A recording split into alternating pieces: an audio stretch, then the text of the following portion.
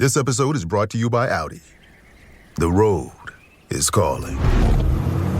Embrace the thrill of the drive with the all-new, fully electric Audi Q6 e-tron. Featuring effortless power, serious acceleration, and advanced Audi tech. It's not just a new EV, it's a new way to experience driving. The all-new, fully electric Audi Q6 e-tron is here. The next chapter of Audi starts now.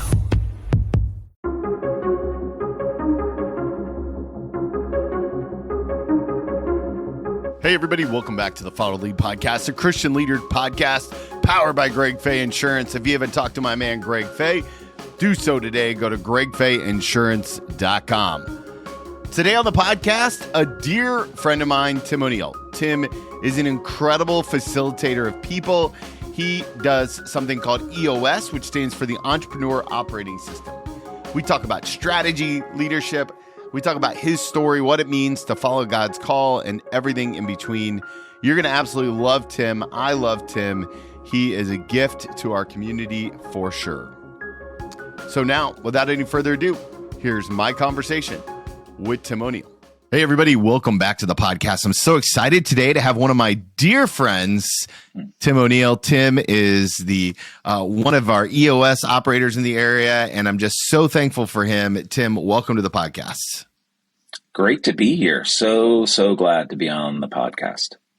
Now, here's what you need to know first. There's a couple of disclaimers. Tim is the founder of the group of guys that I hang out with to do Christian-minded business, and we kind of pour into each other.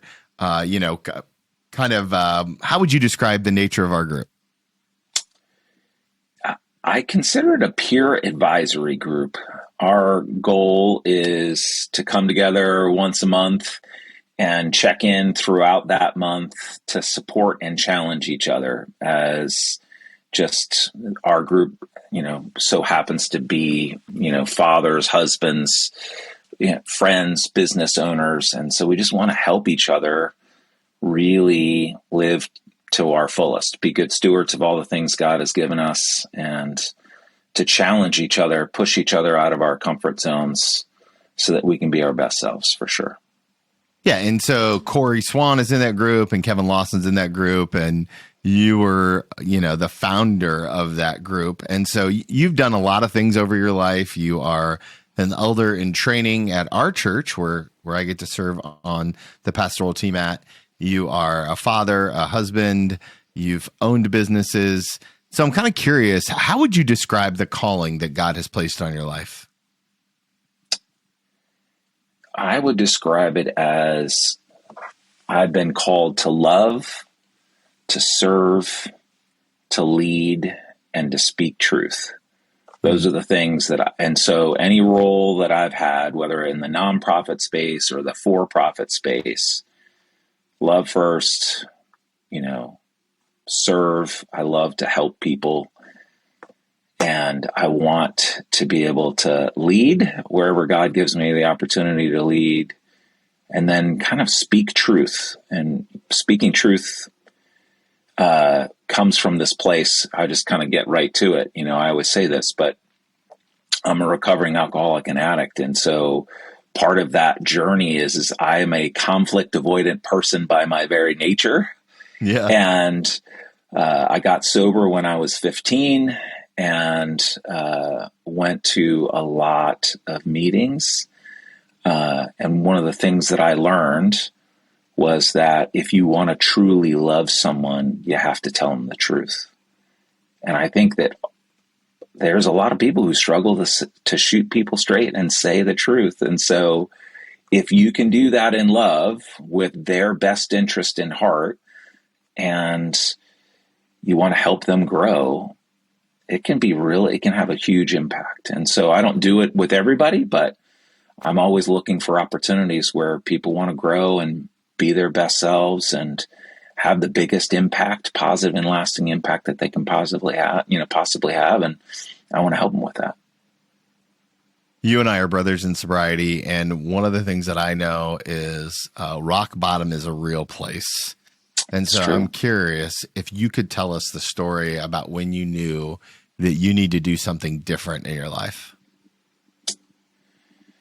Yeah, so I was an early bloomer, in the sense that we Not in a we good way. lived in Japan when I was a kid, and one of the things about Japan is it's an honor-based system, and that honor-based system means that anybody can buy alcohol at any age, but by your honor, you would not drink it until you were 21.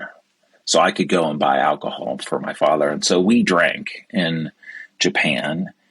And I think I've got to start with the beginning so you can have an appreciation for the end. But that first time I got drunk, I was 11 years old, 12 years old. And I was such a high strung, always thinking that I needed to be better kind of a guy. And that time I got drunk, just all that pressure just fell away. And it felt amazing. Now I puked my lungs out that night, and it was ugly at the very end. But that time of just no pressure, all that falling away, was just something I wanted more of, and I wanted to chase. And so, fast forward to when I was 15, and I was drinking, and I was smoking pot, and I was dabbling with whatever I could do to chase that release from all the pressure and feeling like a failure and all the stuff that I had put on myself. And it got to the point where I felt like my life was totally duplicitous. I was this church-going kid. I was this happy-go-lucky kid. I always kind of looked like I always put on this outside persona that I had it all together. But behind the curtain, man, I was hurting, and I was feeling lost, and I was trying to stop these feelings from coming up. And it got to the point where rock bottom for me was I stopped caring about my life. And I realized I don't think I can go on like this. I can't live a duplicitous life. I don't think I can't see past this. So I was suicidal. That was my thing. And so I don't want to tell my brother's story, but my brother has a story of his own, and my parents were very concerned for him, and they sent me to a counselor to talk about my brother. And when I went to that counselor, she said, does your brother do drugs or alcohol? And I was like, yeah. And she's like, well, how do you know? And I was like, well, I do it with them, and then that was the last time we talked about my brother, and we began to talk about me and my journey, right? I think recovery is one of those things that you never fully recover from. There's people who can totally disagree with me. It would not hurt my feelings, but part of my thing is just really tapping into, why did I do those self-destructive things? Why was I so suicidal? And it really came down to feeling alone, feeling as if I was a failure, not being able to handle rejection, not being able to handle feeling that aloneness, and not knowing how to talk about those emotions and deal with disappointment. And so I have a propensity to go to self-pity. And that self-pity is the trigger, man. That's we talk about hungry, angry, lonely, and tired being triggers, Yeah. But that loneliness leads to self-pity, and that self-pity, man, is the trigger. And so part of the journey is just, that was 1987, right? Was the last time I had a drink, right? So it's like the journey has been about learning, how do I come to terms with disappointment, and how do I fight off self-pity? And I think that's kind of why God has kind of tethered and put in my heart this desire to help people, so that's the long story. Sorry. No, that's so good. That's what we're here for, is the long story. One of the things you mentioned in there that I think will resonate with a lot of leaders is this idea about dealing with the pressure. Because I think today there's a lot of us who are in this Christian leadership space who are like wrestling with pressure and they feel overwhelmed by all of the things that are in their life. And, I have some really important disciplines in my life to help me deal with the pressure and, being in the Word and praying with my wife and some of the, I still see a counselor today, all of those things. But I love to hear from people who are leading at a high level like yourself.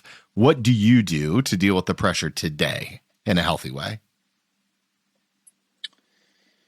Yeah, I would say being in the Word on a regular daily basis, just reminding myself, just kind of taking myself back to what's most important. And I would say, Tony, probably the most important thing that has ever happened to me is experiencing failure, experiencing, crumbling under pressure, all the things, right? And it's gotten to the point where I realized, man, I need to stay focused, laser focused on what's most important. And I think the thing that if I get so wound tight that everything has to go right and has to go perfect, I'm going to lose it. Like, just emotionally, I can't take that. But if I just am like, can just say, you know what?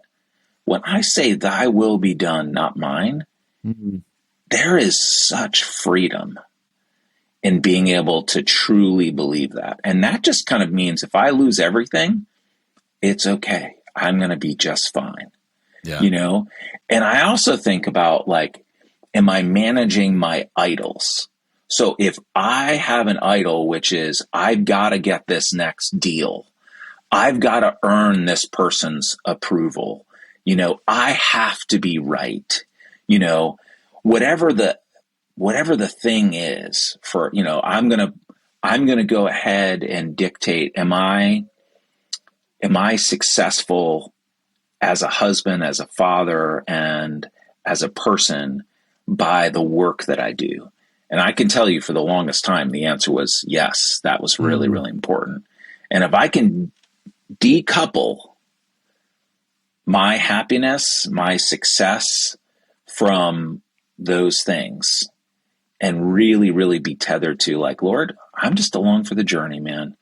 And wherever we go, it's going to be great and okay. And so I think that's that's a heart thing. And I don't, if you were to say, all right, Tim, tell me the 5 steps on how to do that. I was like, all right, well, bang your head a bunch, get your heart crushed, realize that that's an empty cry yourself to sleep a couple times over and over again. No, you're just like, well, then there's nothing worse than, like, you say, well, if I achieve this thing, everything's going to be so much better. And then you go and achieve those things, and then it's not better. You're in the same grind. You're now looking to the next mountain, right? And so Dan Sullivan and Dr. Benjamin Hardy, what is that? Yeah, it's Hardy. You're right. Yeah, so 10X. They talk about the gap and the gain. Right. And so a lot of us kind of type A personalities who are always driving, we only see the gap between where we are now and where we're going, right? And what I'm saying is like, that's okay. We can be achievement oriented. That's okay. We just need to have context and remember how far the Lord has brought us, and that if he wants us to get up there, he's going to get us there. And if he doesn't, it might be a whole nother mountain. But if you can just hold your life loosely, and I don't know how you do that other than realizing that holding it tightly and trying to control it and trying to, grind it out all the time is not going to get you happiness. It's not going to give you peace. You got to let those things go. I think it's why it's so important that remembrance is a spiritual discipline, right? Yeah. When we read in scripture about the stones and the stacking of the stones and that kind of stuff, like it's that muscle is something that we need to flex frequently in order to stay in, what they call the gain and not the gap. And so gratitude is the number one key, I think, for that sort of thing. I hear the very essence of the surrender in your heart, and I know that that's a big part of who you are. But I also know that you're a fierce entrepreneur, and what you do today is not the only time that you've been entrepreneurial. You started at a pretty young age. Can you tell us the story about when you realized that you were an entrepreneur? Yeah, it's interesting. I think if you were to say, "Hey, Tim, are you an entrepreneur?" I don't know if I would have said that, right? And yet the definition of an entrepreneur is someone who likes to start things and try things and maybe even do things that other people are like, I don't even know if that's going to work. So I just have inside me, and I can't remember a time where I didn't have it, where someone says, yeah, we can't do that. And I was like, oh, we're going to do it. Let's make this happen. So I'll never forget, like I took time off between high school and college because I was afraid of school and I didn't go. And so I remember going and visiting my buddy and bringing Billy Mowat was his name. And we ended up going up and we were going to take him home from college. And so we had to pack his entire dorm room into our vehicle to get home. And people looked at all the stuff and they said, not going to happen. I'll bet you. And I was like, done. And I literally unpacked everything, all of his clothes, and I fit it all into every nook and cranny, and we got home. But like, that's like I've never even thought about that in years. But like, I'm just kind of the person who says, if it's important, because what was going to end up happening is if it took 2 trips, it means that we were going to go from Rhode Island down to, Southwest Connecticut, and we're going to have to go back and forth, and that was going to be miserable. And so we said, no, we're going to do this in one go. So I just think, that's just the way my mind has always worked. There's a problem. Nobody can figure it out. I love to solve problems. So I would say I'm a problem solver. And I think that's kind of how I got into being an entrepreneur, is that how do we fix something? How do we do something? So those are the sort of things where we were doing. I worked at Habitat for Humanity for 10 years, and we were on a project in the Philippines where we were on this thing called the Jimmy Carter Work Project, which is an amazing event where people from all around the world will come and do this major, colossal build.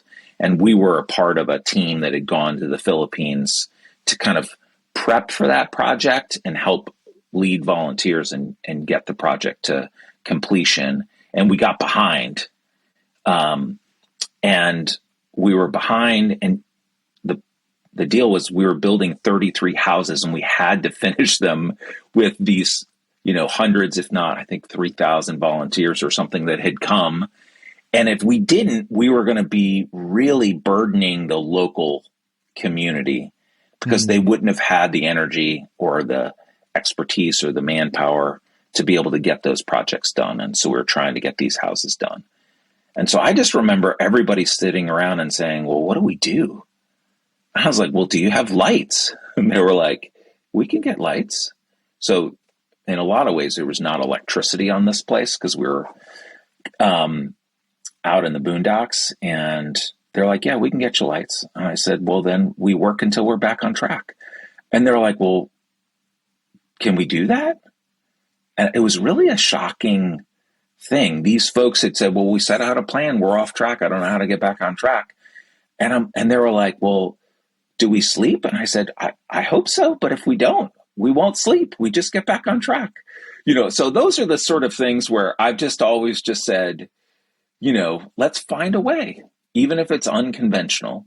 And so those have been the roles, whether it was at Habitat for Humanity, helping being a part of a team that launched a new division that we had never had and didn't know how to launch, or whether it was working with a team in Ireland with a faith-based mission group that we were trying to determine. We had a great idea and a great concept, and we were saying, hey, can we prove this concept out? And I said, let's do it, man. And so I just have been very fortunate to be around some really, really smart, driven people that we were able to get some pretty exciting things across the finish line. One of the things I love about working with leaders is this kind of problem-solving mentality. And I also know that that same mentality can lead to tension. I'm going to use the word tension in personal relationships, right? Like, especially with our spouses. I don't know anything about this. Tell me more, because this sounds interesting. I'm curious, right? Like, if you're always solving problems, how does that show up in your relationships that are personal, and how do you manage that, right? Because it's hardwired into who you are more so than anyone else I've ever met. And yet, I happen to know my wife. Yeah, and the person that we call Saint Wendy. How do you live? Because I think that there's a lot of leaders right now who are like, who struggle at home because home is not as clear as work, right? Work is clear. There's a problem to be solved. There's a task to be completed. There's an opportunity, right? I need these things to happen. And sometimes that driven person is the wife. Sometimes it's the husband. How do you and Wendy wrestle with your drivenness in the midst of your family dynamic? I'll let you know in a couple years.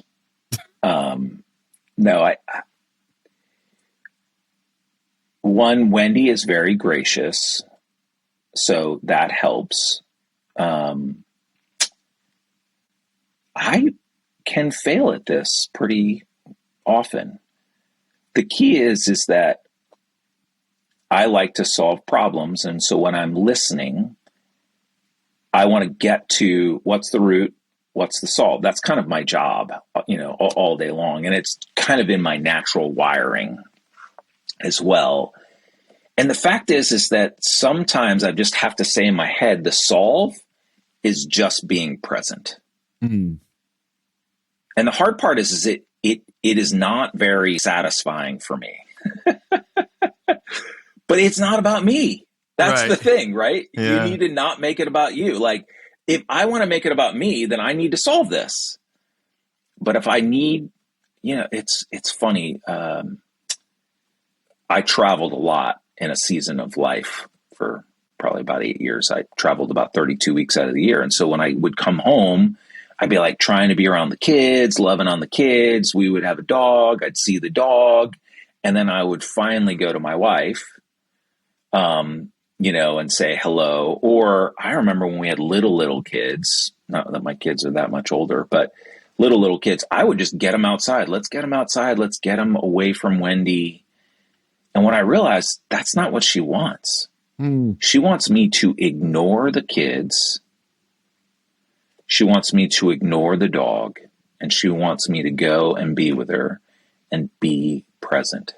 Wow. Listen, not solve problems, not make things more efficient, not make things more better, just be present. And so if I'm doing that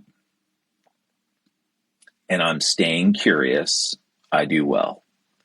The problem is that that's hard. Well, the other thing that's interesting is you and your family have taken big leaps of whether it's moving to Dayton or the different roles that you've taken over the years. I mean, just even in this dialogue, you've already talked about, working for Habitat, working for this international missions in Ireland. I happen to know your story with some other work that you've done with soccer and now with EOS. That need to solve a problem, that entrepreneurial spirit. How do you know when God is telling you to move? This episode is brought to you by Peacock. The new Peacock original documentary, Matthew Perry, A Hollywood Tragedy, dives deep into the beloved actor's rise to fame and his tragic death. 5 people, including Perry's personal assistant, 2 medical doctors, and an alleged Hollywood drug dealer known as the Ketamine Queen, were charged with conspiracy to illegally provide Perry with the ketamine. Explore the details of the case in this heartbreaking special, streaming now only on Peacock. I am really not very smart, Tony. And so I would say it's God's mercy. Okay. He has been extremely merciful in making it clear. And so that's not helpful for your listeners. But I just would say, I'll tell you a story. This is very embarrassing, but hilarious. So I'm graduating college and I want to go and serve in some sort of missions capacity. And so I looked overseas, I looked at the Peace Corps, I looked at some faith options, and then I looked at AmeriCorps, which is like the Peace Corps in the United States.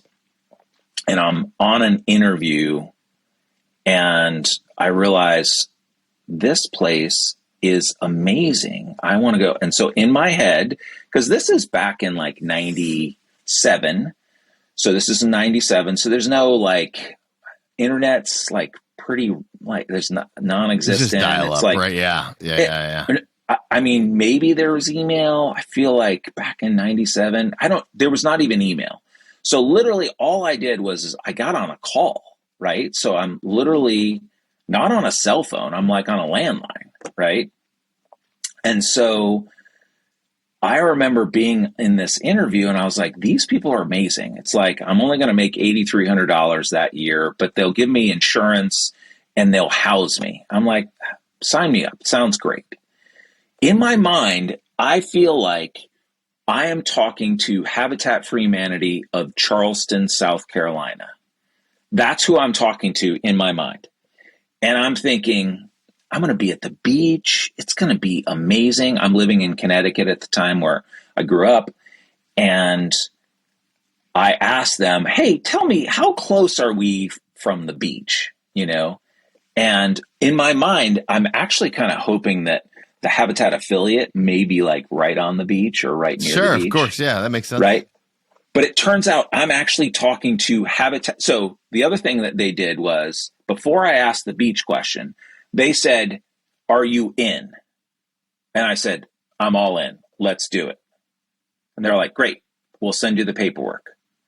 And then I asked the beach question. And they said, we're 3.5 hours from the beach. And I was like, 3.5 hours? They're like, yeah, Habitat Charlotte is about 3.5 hours from the beach. So I made a commitment to go move somewhere that I had never lived without actually knowing where I was going. And were you married at this point? Oh, no. I didn't get married until I was 40. So this is the reason why I didn't get married until I was 40, is I was making decisions like that. Oh, that's amazing. Hey guys, just pausing this conversation with Tim to remind you to check out some of our incredible partners. Trent over at the Barga team does an incredible job of helping you take your next steps in your real estate journey. So whether you're looking for your investment home, your forever home, or just a vacation home, call Trent today. The link is in the show notes. You can learn everything you need to know about him. Also, check out his YouTube channel. He's putting out some great content there. Tell him Tony sent you. Hey, as the end of 2024 approaches, one of the things that Tim and I talk about in this conversation is strategy. If you're ready to think about your strategy for 2025, I want to invite you to reach out to me. Now is the time to plan. Don't wait until you're in the middle of the year and realize that you don't have a strategic plan for your business, your personal life, or even just your family. Go to followthe2leadcoaching.com and let me help you set up a vision, a strategic plan, and some objectives for 2025. I would love to help you. Go to followthe2leadcoaching.com and let's set up a time to chat today. Now let's finish up this conversation with Tim. In your work now, you provide a framework, an operating framework for companies and leaders and businesses. When did you decide to get into EOS, and what is EOS exactly for somebody that doesn't know? And you kind of got in as a franchisee. Is that the right way to think about it? We're now a franchisee. When I started, we were not. Okay. So tell us a little bit about that story, about what made you say yes to EOS. You were in Dayton already kind of when this kicked off, and give us the background juice on all that. Yeah. So I have to kind of go back, a little backstory. So I was a part of my best friend's company that he started. It was a franchise system for teaching soccer clinics for 2 to 8-year-olds. And he was a professional soccer player. His name is Jeremy Sorzano, a dear, dear friend. And Jeremy, back in the 90s, nobody was making money in soccer. And he was not in the MLS. He was in the division below. And so it just, they made no money. And he loved kids and he loved soccer. And he said, you know what, I'm going to try to teach soccer clinics to these kids. And his original vision was to get 40 of his buddies running these sessions, and they would make an extra $40,000 a year each. That would just be a good side hustle to kind of help him. It was a side hustle forward. before there were side hustles. Yeah, it was a side hustle before side hustles, for sure. And fast forward, they're like serving 250,000 kids. They're all over North America. They had grown 30 to 40% year over year for like 15 years. And it was massive growth. And so he came to me and said, hey, Tim, would you come and help our franchise owners? They're typically collegiate athletes or professional athletes that have no business experience. Will you help them grow their businesses? And I was like, I'm a nonprofit guy. I don't know what you're talking about. And he just said, Tim, you're really, really awesome at starting things and stabilizing things. That's all we need you to do. And so I did that, and I put together a bunch of tools and started learning a ton of things. But probably 2.5, 3 years into my journey with Soccer Shots, I realized it was a lot of fun. The people were amazing. The impact on kids' lives that we were having was amazing. But we were in chaos all the time. We were constantly reacting. And that's when someone handed us a book called Traction. And they said, you need to read this. And we read it, and we're like, this is what we need. And so we began to implement the Entrepreneurial Operating System that is kind of described in the book Traction. And I would say within 6 months, what felt out of control and where our franchisees were frustrated because we had kind of lost our way vision-wise, and people were struggling to trust us on our ability to execute consistently, we had begun to have some tension in these relationships that we really valued. And so EOS as an operating system helped us really focus on codifying our vision. So making it really, really clear about what is the culture that we're building and that is essential for our healthy growth. What is our why? Why do we get up every single day? What's our why, our purpose, our passion, and what's our niche? What's our lane that we're going to own? And what's our North Star? Where are we going there? That kind of vision helped us like cast a vision for our broader community within the franchise system, because we had lost our way and we didn't really have that vision. And that's what we needed. And it was really, really powerful. So vision. And then the second thing that EOS does is it helps provide disciplines and tools, that those disciplines and tools will help you execute more consistently, right? And we always say, hey, you can't create a culture of accountability. It's a byproduct of really, really good leadership and a casting a vision and really good management, which is helping people know what winning looks like. And that's where that execution side we call traction is helping everybody know what winning looks like. So when they're not winning, we can coach them up. Or if they don't have what it takes to win in that role, we end up coaching them out, unfortunately, right? But we got to do it. And so that vision, that ability to execute, traction, and then the last, which I love, is that we have this focus on healthy, dynamic teams. So teams that can really, this is that kind of like love and truth, that thing that I kind of feel like I'm a moth to flame when things are dysfunctional and and all messed up. I can't help myself. I gotta let's talk about it. Let's That's because nobody else is. And so what we want to do is just make teams healthy and dynamic. And why that's important is a lot of people drag out problems because they don't want to deal with it, because it might be hard relationally. And we would just say, solutions oriented for the greater good of the company, with love for everybody involved and respect for everybody involved. Let's just be brutally honest and let's get to the root of the issue and let's solve it, right? And so we focus on vision, what we call traction or execution, and then healthy dynamic teams. And that's our operating system.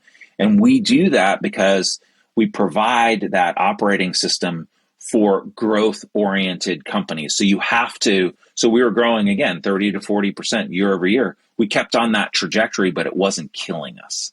Yeah. We were beginning to get our lives back. We were being able to be more proactive rather than reactive. And it made a positive and lasting impact. So it was so impactful for our franchisor that we began to help all of our franchisees implement EOS within their companies. That was about 125 of them. And so I did that for years. And I was not a professional EOS implementer. I just was a help first guy. I was trying to help all our franchisees. And fast forward 2020, I had been talking with the management team about, I think there's going to come a time where it doesn't make sense for me to be doing EOS and leadership development within our system as we grow and scale. And there's going to come a time where I'm probably going to have to jump. And I don't want to, because I love you guys and I love the impact that we're making, but it's probably going to happen. And it was kind of funny. I instigated the conversation and people were like, that's weird. Why would you do that? And I was like, because I'm thinking about what's best for the company and I'm abundance minded. I know that I'll be okay. 2020 happens and we are crushed because we are an in-person, work with youth, kids shut down. It was really, really painful. And so my job was to help as many of our franchisees transition through that COVID season. And then in September, I left because it was the right time, but it was also the right time for Soccer Shots. We needed to batten down the hatches. And so I made the leap to go and do EOS full-time for as many companies as I could. And I decided to do that alongside a mentor friend of mine, Harry Loyal. And he said, hey, listen, if you want to experience mentorship, come move to the Dayton area. And I had never been in Ohio. And Wendy and I, we prayed about it and we thought about it. And it was really interesting. I said to Harry, I said, if I do this deal with you guys, I'm not moving to Charlotte. Moving to Dayton. He said, you don't have to. Just travel up here whenever you can. I said, I'll do that. No problem. As we got closer to it, Wendy started to say, Tim, I think we need to move to Ohio. I was like, it's what? The promised land. So she said, no, I think we got to do it. She had never been here. She has only lived in North Carolina prior to coming here. Wow. Never moved anywhere. Me, I've moved every 4 years, literally since I was 11, every 4 years or so, I was doing some major transition. Soccer Shots was my longest stint, and that was 8 years, right? So, but we prayed about it and we decided to make the move. So here we are, and it's been really good for our family. Charlotte stayed in lockdown for a long, long time. And we have kids. We have kids now who are 10, 9, and 5. And so they were able to jump right into school with Springboro schools. And so it's been a really good journey. And so now fast forward. So I got my certification as a professional EOS implementer in November of 2020. And fast forward, I've probably helped over 35 companies run on EOS. And our goal as EOS implementers is to be a teacher, a facilitator, and a coach. And so we're teaching the system with the sole aim of helping people become train the trainers. We don't hold the IP. Yeah. The IP is free. Anybody can use it. So we're really, really a help first is one of our core values within EOS. And so my job is to teach people the system so they won't need us, and that they can teach anybody in their organization the system. And then I facilitate conversations. I kind of model what does healthy dynamic conversations, what is fair fighting, or, I've got a client who calls it rumbling. We need some rumbles. We've been conflict avoiding, so I try to model that. Not that they'll need me long term, but I'm trying to model, hey, this is what it will look like if you go to those hard places. One of the things that we talk about in the EOS implementer community is it's like sometimes you might have to say the thing that gets you fired, right? So, you got to love the client enough to be able to put a mirror in front of them and say, hey, this is what I see, even if it gets you fired, right? It's like enter the danger is what we call it. So we're modeling that, and that's a part of that coaching, which is just modeling healthy, dynamic, solutions-oriented for the greater good of the company, respect for everybody in the room, but drive towards what are the root issues and how do we solve it once and for all. And that's kind of a lot of the fun stuff that I get to do with clients. One of the things that I hear from leaders all the time is about being flexible and being able to move freely. And the idea of a framework or an operating system feels counterintuitive to that. Now, when you work with these organizations and these leaders, and you begin to give them a framework to work in, you begin to give them kind of a model or a system or something like that. What do you see change in the leader when all of those things go into place? Like, why do leaders need frameworks? Why do guys like you and I and the Trents of the world and the Emmas of the world, those business owners, why do they need frameworks? So if you want to be all things to all people and you kind of have a scattered approach, so we have this term called visionaries and integrators, and they're the ones who are typically leading a company. A visionary is someone who has 20 new ideas every week and is susceptible to the newest amazing fad within leadership circles or business circles. And so they're constantly driving the team over here to try this. Just lost my earbud. To try this thing. And then they're, 3-6 months later, they're over here trying something new. And that just creates whiplash within a team and within the system, right? And so what we're trying to go ahead and do is help teams not experience that whiplash, but give visionaries a framework so that they can actually be their best selves, where they can ideate, they can come up with great ideas, but they, instead of like creating whiplash within the team, that it becomes a little bit more manageable.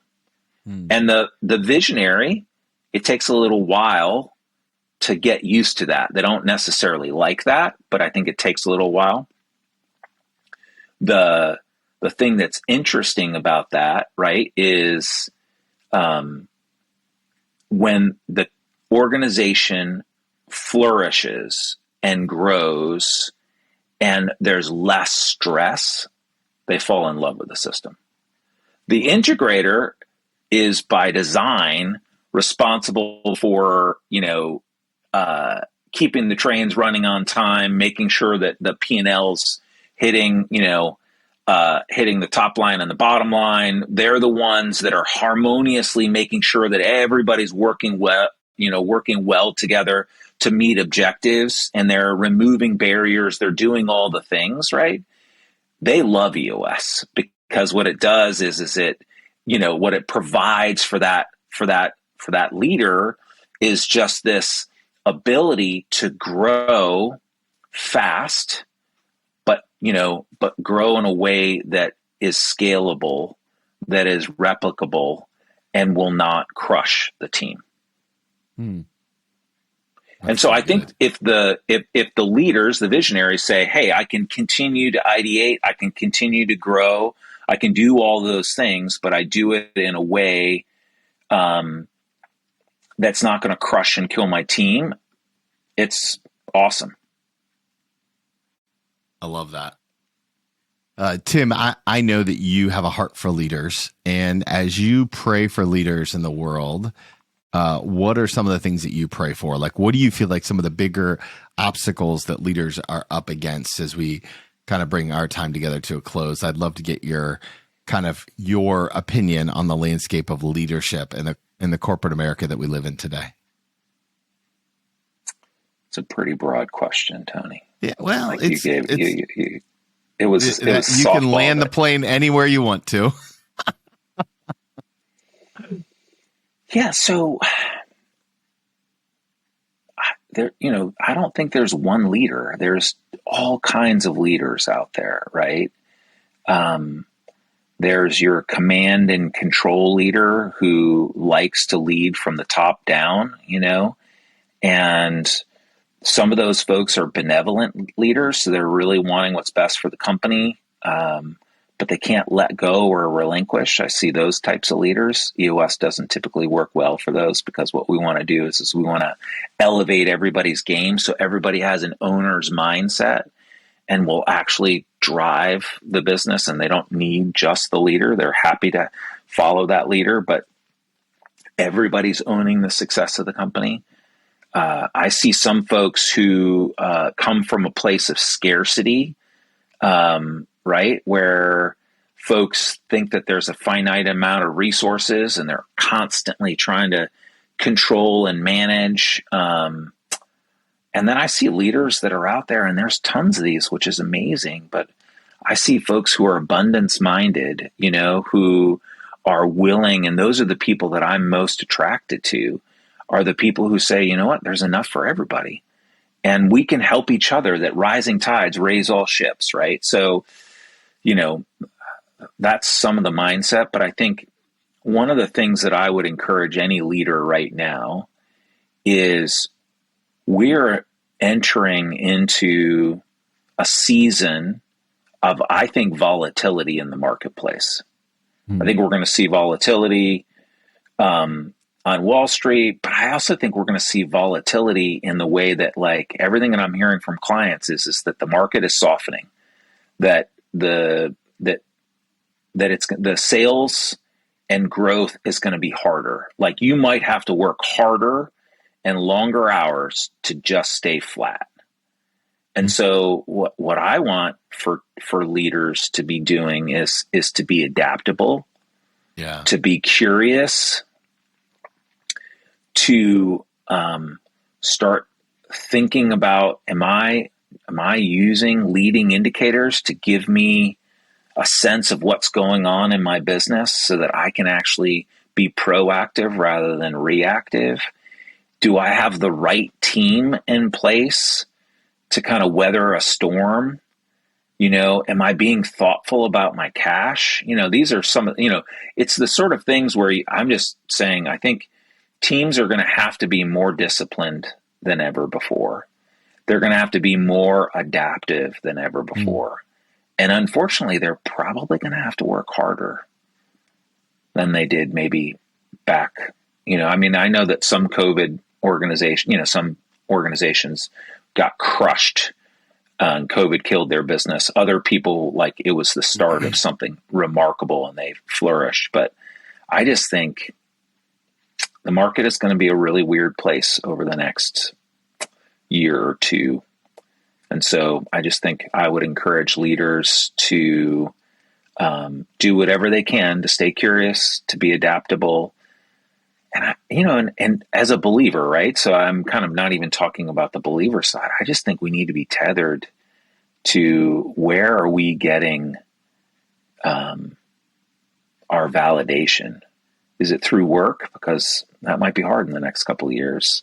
Or is it like advancing the kingdom, being tethered to a heavenly Father that loves us, acknowledging when we're acting like an orphan rather than the son of the most incredible, gracious, and giving king. Just so I think it's trying to get our head and our hearts in the right place, and then staying curious and adaptive. Love that. Love that. So many good nuggets there. Okay, Tim, I have one more question for you, but before I ask it, I know that the podcast family is going to want to connect with you all over the interwebs. Where is the best place to learn all things Tim O'Neill? Well, you can definitely reach out to Tony if for whatever reason for my contact, but you can reach out to me via email, which is tim.o'neill, O'Neil, at eosworldwide.com. I'm also on the EOS Worldwide implementer site, so you can look me up as Tim O'Neill there. I think those are my main, LinkedIn obviously is a great place. So yeah, and we'll link to all that in the show notes, of course. If people want to get connected, it's easy to do. All right. Last question I love to ask people. You know it. It's an advice question where I invite you to go back in time and give yourself one piece of advice. And so I'm going to take you back to your very first day at Soccer Shots, where you really first stepped into that kind of entrepreneur mindset. You're leading things now in a different kind of way. You've just switched over to kind of this growing organization. If you could go back in time and give yourself one piece of advice as that young entrepreneur, what would you say to yourself? Stay curious and have fun. Hmm. And I think what was interesting is I'm giving myself advice that actually made that a really, really wonderful time in my life. Because when I started that job, I started as a business consultant that had never been in business. And so every time I just started, I just said, hey, listen, I am not here to tell you how to run your business. I don't know how to run your business. But what I want to do is I want to listen and I want to learn. And if I get any nuggets from listening to anybody else, I'm going to share those nuggets with you. And so just this not feeling pressure, but just staying curious. And I learned so much and it was awesome. And then just, I think the hardest lesson that I've learned is that if you're loving and you're serving and you're coming from a place of wanting what's best for others, you always win. It doesn't mean that it's not easy. That is not easy. It doesn't mean that it's without pain, because it can be painful. Like sometimes we have to say stuff that people will not want to be in a relationship with us ever again, but it's the most loving thing to say. And so I just would say, the other thing, I just think if you are not tethered to knowing, so the best advice I'd ever give to my younger self, so I'm breaking your rule, is that it's not about me. Yeah. It's about, am I being the hands and the feet of Jesus? And I think, Tony, my biggest challenge, and I think the reason why I drank so much, was that I lived as an orphan rather than a son. Mm. And so my encouragement to folks is to think about, am I acting like an orphan? Someone who's not tethered to a Heavenly Father who is amazing, who can help me and guide me and provide for me, even in the toughest of times and the most amazing times? Or am I just pretending like God doesn't have time for me and he wants me to figure it all out on my own? But when I'm on my own, that is a hard place. Yeah. But when I am the son of the Most High King, it's a pretty amazing place to be. All right, I'm done. I love it, dude. I love it. Love your heart, and I appreciate you. Thank you so much for being so generous with your time and hopping on here and chatting with me. As you know how I love you. So I'm thankful for you, bro. Friend. Yeah, me too. What a great conversation with Tim. I just deeply appreciate the way that he leans into his calling, the way that he listens to God's voice, and the vulnerability that he showed in this dialogue. Tim is one of my dearest friends, and I'm so thankful that I got to introduce him to you. Do me a favor, connect with Tim on LinkedIn. Let him know that you heard him here on the podcast and how much this conversation meant to you. As always, friends, I'm so thankful for you. I'm thankful that we get to be on this journey together. And remember, if you need anything from me, I'm embarrassingly easy to find at TW Milt on the gram. Follow the number 2 League Coaching is my website. And remember, if you want to follow Jesus, you must be willing to move.